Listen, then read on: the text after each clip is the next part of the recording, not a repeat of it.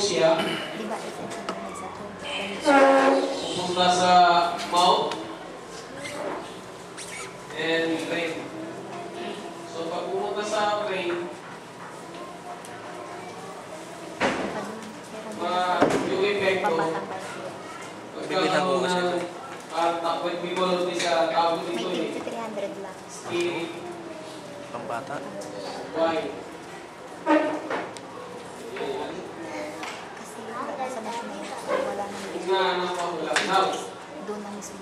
Merong 5 effect yung alcohol. Wala bang ibang Philippine Bible Society? Sa Makati, UN, saka Santa Mesa. Sa Cubao? Alcohol. Iniikot ako sa namin, hindi na kami nakakita. Una, ayaw din sa sabi, more drink alcohol stronger than one drink with troubles. So, ibig sabihin, pag umiinom ka ng alak, ang effect niya, maaaring mag-create ng troubles. 615 lang. Troubles. Less. 600. May less na yun. Kasi 1-2 yun. Wala ka na sa continuan. Less na yun. Mahal pala.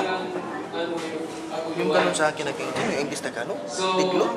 number 2, ay sa nalo ko, Akala ko may mura doon sa alcohol St. is Francis. the cancer of the alcohol is the liver solution. So, pag uminom ka ng ng alcohol, alak, parang papasukan ka ng spirito ng liver. Ayun doon sa Philippine Bible Society. So, sabi niya, alcohol is the liver solution. So, yun yung manifestation na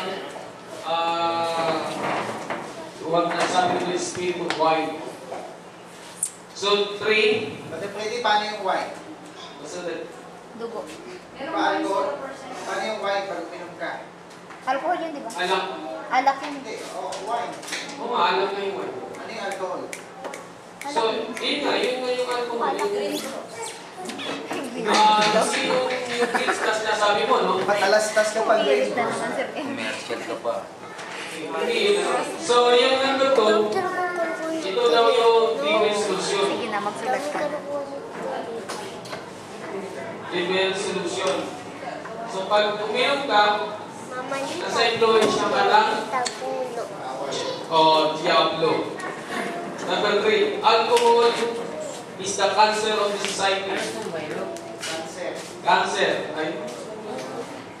Cancer of the society. Ginawa yun, pagka uminom ka ng alcohol, nakita mo agad yung environment, kung ano yung epekto ng alcohol. Yung sinasabi ko yung alak ka na Di ba pwede effect? red horse, red horse, bear, o whatever na 80% Hard na yun.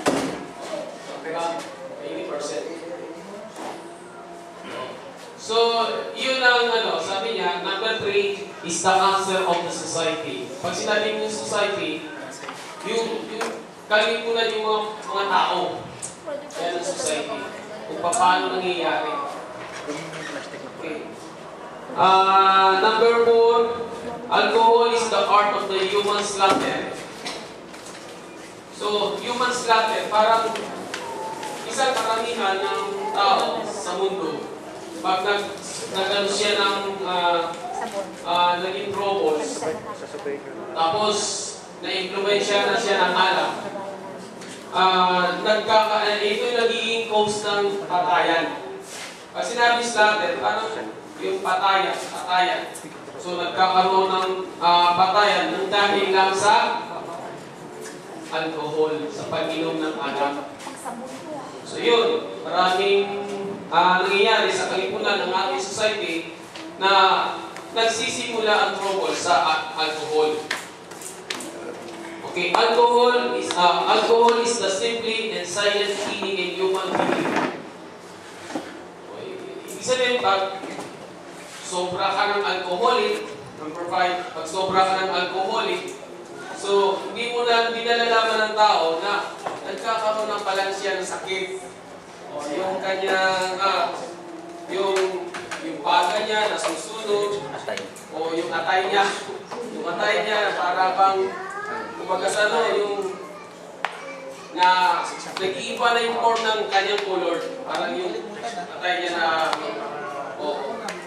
So, hindi nalalaman ng tao na katulad ng nangyari sa akin, nung testimony may pinag, siguro ng third year to fourth year. Talagang na-experience, nag-iluwis yung balat ko. Oo. Nag-iluwis yung balat ko, tapos yung anak ko parang ilaw. Oo. Brother Mendo. Kasi nung siyempre, scholar may nare-receive ako. Nag-yellowish daw yung balat ko. Nakikita Kaya, mo ba? kaluwa ko nun. Kaya naranasan ko nun na ay, ito pala yung parang nasabi na sobrang ng anak yan, brother. Sobrang ng anak yan. So yun ang simple na inasabi yung balanggatas, nag-yellowish. para mawala ano yung malapit ka na mamatay. Sa'yo na yung nga. It's a simple case. Bata pa yun si Brother Percy. Okay. Buwan-buwan. So yan. Yun. So yung ano niya, yung kung sa Bible, hanapan natin. So, magbabasa lang kayo sa dalawa. Okay. Genesis chapter 2 verse 21. Tingnan na natin kung ano yung alcohol. Bukas kayo sa Bible. Alcohol. Bukas mo. David na lang.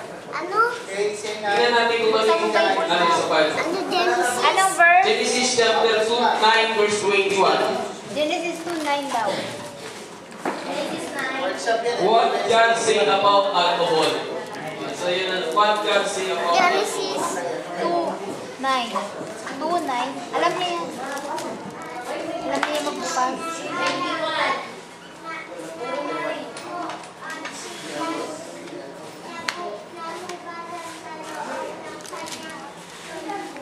Okay. So, pag sobra na yung pag-inom ng mga alak, over na talaga, minsan, yung katulad yan, kay Noah, hindi niya na para naubara na siya sa sobrang pag-inom ng alak. So, marami rin ako nakikita sa society na sa sobrang alak, minsan na nasa kalsada na, So, wala na sa sarili. sa kalsada, tulog talaga. Wala, uubad na. Tulog na tulog. Oo. So, another, Proverbs 20. Last. Pabukas yung Bible. Proverbs. Proverbs 20. Proverbs 20 verse 1. Verse 1. Parang 20 verse 1. Maganda ito pag tumimusan. 21. Yun lang. So, kung basa last na yun. Ito, siya sa amin is kayo. Proverbs 20 verse 1. 1. 20 verse 1. Ang alak ay manunuya ang nakakalarangong ay magulo at ang sino mang maligaw di marunong. Okay. So, yun. So, sa sobrang alak, minsan yung katinuan natin, nawawala na. Yung karunungan natin, nawawala na. Kumbaga, nawala na sa ulo. Kung ano nang ginagawa natin sa buhay natin, nakakapagsalita na tayo ng masama, tapos nagiging malakas ang ating loob, gumagawa tayo ng mga bagay na dapat karapat-dapat. So, yung tamang karunungan natin, hindi na natin i-apply, so gumagawa na tayo ng masama na sa pagmagitan ng influence ng atin. Ano si Kristo? Wala na nga siya talaga. Ito pa. Ito ang dyan. Wala na ngayon, Andy. Sorry.